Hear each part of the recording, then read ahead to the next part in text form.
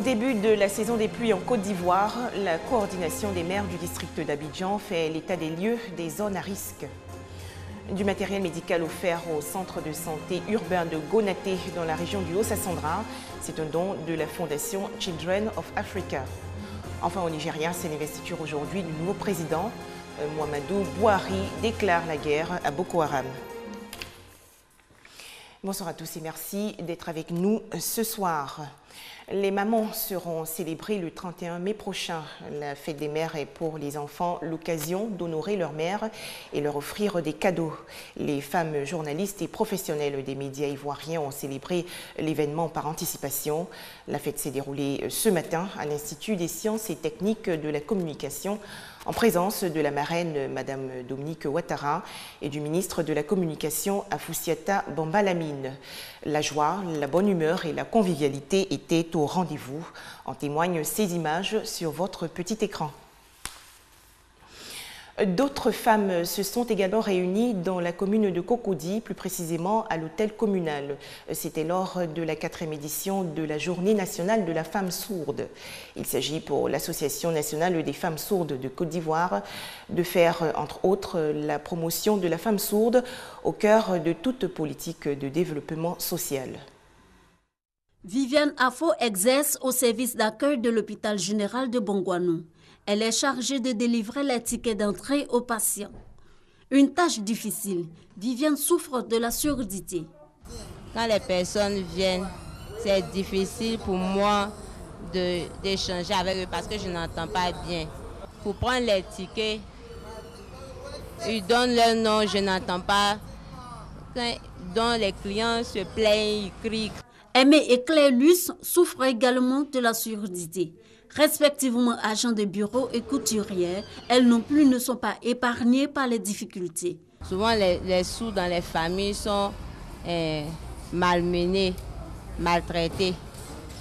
Ils sont en famille, il n'y a pas de soins au niveau des parents même, à cause de leur handicap. Elle allait à l'hôpital pour faire des examens. On dit tout est normal, tout est normal, tout est normal.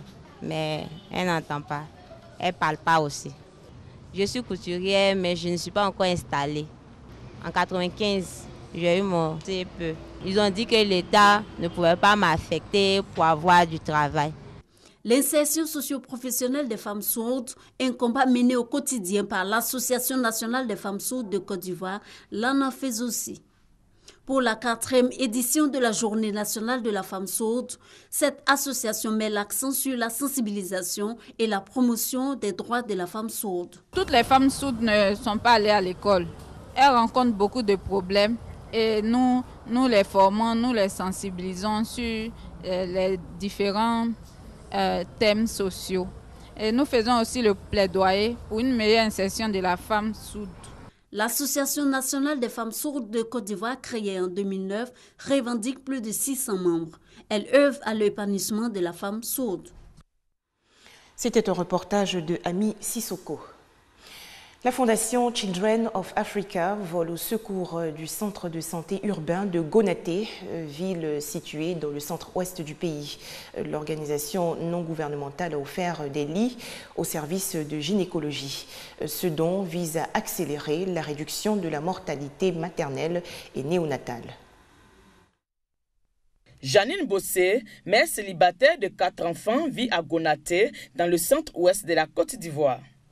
À l'exception de son aîné, ses 3 derniers enfants sont nés à la maison malgré l'existence d'une maternité dans la localité. J'ai accouché à la maison par manque de moyens. On dit quand on va à l'hôpital c'est gratuit, mais à l'hôpital quand tu vas, si tu n'as pas l'argent, on ne te soigne pas. Il n'y a pas de matériel. Parce que même il n'y a même pas de vaccins même pour vacciner l'enfant. Jusqu'à aujourd'hui, j'ai fait 3 tours là-bas, il n'y a pas de vaccin présentement. Une maternité qui effectivement présente des difficultés liées à son faible plateau technique. Celui n'est pas un lit d'accouchement. Mais nous nous forçons à faire accoucher des femmes sur ce lit parce que nous n'avons pas de lit d'accouchement. La boîte d'accouchement aussi, il n'y en a pas. Pour plusieurs femmes, si on doit utiliser le même matériel sans stériliser, c'est un peu difficile. Aujourd'hui donc, c'est un ouf de soulagement. Un lit d'accouchement, un lit d'examen gynécologique et divers objets, dont de l'organisation non gouvernementale Save the Children. Une action qui s'inscrit dans la politique du gouvernement à l'accélération de la réduction de la mortalité maternelle et néonatale. Vous devez fréquenter ces lieux. Vous devez même envahir ces lieux. Ne plus accoucher dans vos domiciles. Évitez de rester à la maison sans faire des consultations prénatales. La mortalité maternelle et néonatale demeure un problème majeur de santé publique. En Côte d'Ivoire, on dénombre 614 décès maternels pour 100 000 naissances vivantes. Un tout autre sujet à présent. La saison des pluies a commencé en Côte d'Ivoire et avec elle viendra sûrement son corollaire d'inondations et autres catastrophes. Alors, pour prévenir les dégâts, la coordination des maires d'Abidjan a effectué récemment une visite de certaines zones à risque. Il s'agissait de rappeler aux riverains les mesures à prendre pour éviter à nouveau les drames qui avaient frappé de nombreuses familles en 2014. Les fortes pluies qui se sont abattues sur le district d'Abidjan l'année dernière ont fait plusieurs dégâts humains et matériels. La saison des pluies ici, c'est une inquiétude pour nous. Dans un quartier résidentiel comme le nôtre, on ne peut pas dormir parce que l'eau envahit le quartier, l'eau qui vient de très loin. Certains ont eu des diplômes partis. Des voitures ont été emportées par des eaux pluviales. Selon l'Office national de la protection civile, 39 morts ont été enregistrés. Pour éviter de telles situations, les sites à risque ont été détruits. La coordination des maires du district d'Abidjan a visité ces sites détruits situés dans les communes d'Atekoubé et de Cocody. Elle a décidé d'apporter son soutien aux populations dont les maisons ont été inondées. L'analyse des problèmes a été faite et les solutions sont connues. Et les populations nous ont mandaté en tant que maires de les appuyer auprès du gouvernement pour que les solutions qui sont connues soient mises en œuvre. La coordination des maires du district d'Abidjan a exhorté les personnes vivant encore dans les zones à risque à les quitter. Elle a également annoncé que dans les jours à venir, la première dame de Côte d'Ivoire, Dominique Ouattara, apportera son soutien aux populations victimes des sinistres. On faisait le point avec Grace Kando. Plus de sachets plastiques et autres déchets recouvrant les rues du district d'Abidjan. Pour atteindre cet objectif, le ministère de l'Environnement, de la Salubrité urbaine et du Développement durable a procédé récemment au lancement de l'opération Zéro déchet. Et la Miss Côte d'Ivoire 2014, Jennifer Yeo, a été mise à contribution pour l'étape de Koumassi. Opération Zéro déchet dans le district d'Abidjan, Miss Côte d'Ivoire 2014 s'y engage. Jennifer Yeo a donc organisé une campagne de sensibilisation dans la commune de Koumassi, invitant ainsi la population à rester propre à la maison, sur le lieu de travail et sur le domaine public. L'opération Zéro déchet vise à sensibiliser les populations sur un problème important qui me tient à cœur. Il s'agit des risques auxquels nous sommes confrontés en vivant dans un environnement insalubre.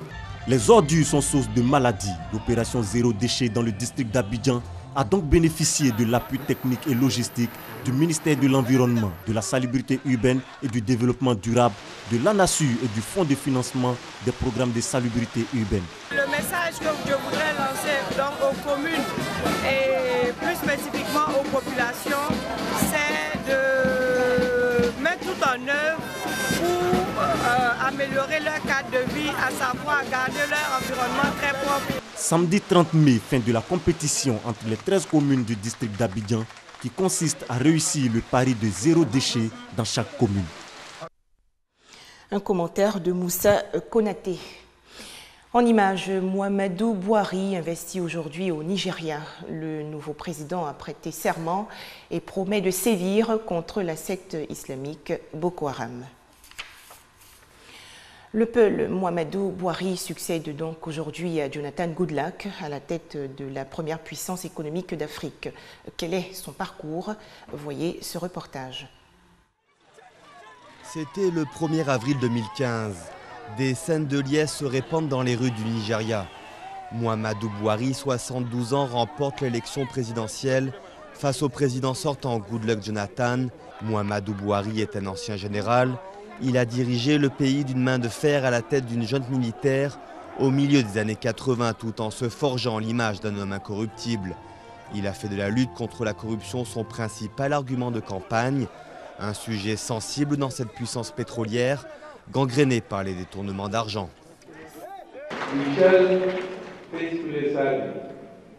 Nous allons vous servir fidèlement. Nous n'allons jamais diriger les gens comme s'ils étaient soumis au gouvernement. Une longue nuit a assombri le Nigeria et le jour se lève sur un nouveau gouvernement démocratique partout dans le pays.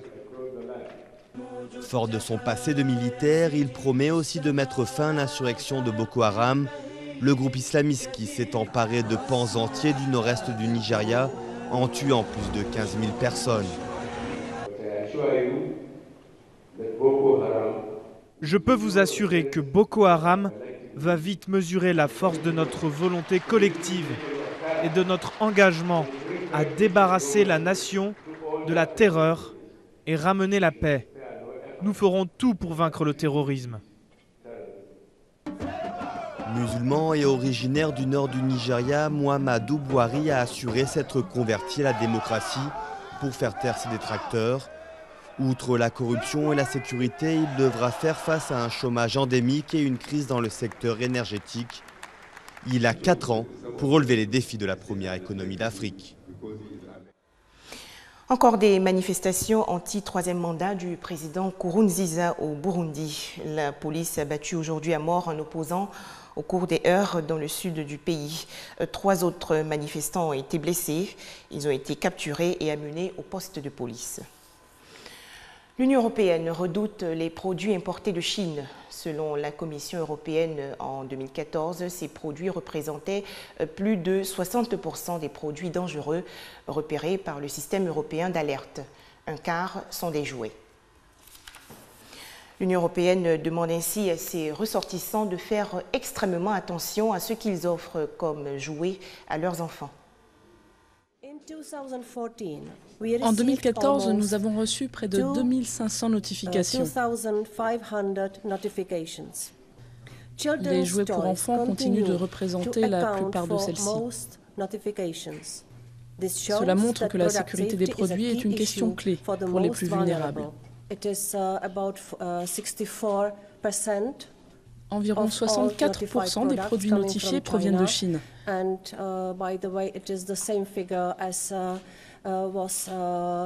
chiffre est resté le même par rapport à 2013. Donc vous avez raison, les chiffres et la situation ne s'améliorent pas.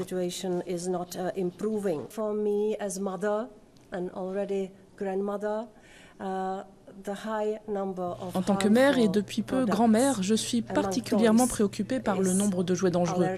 Si j'ai un conseil à donner, c'est faites attention à ce que vous donnez comme jouet à vos enfants. Et au sein du foyer, faites attention aux appareils électriques.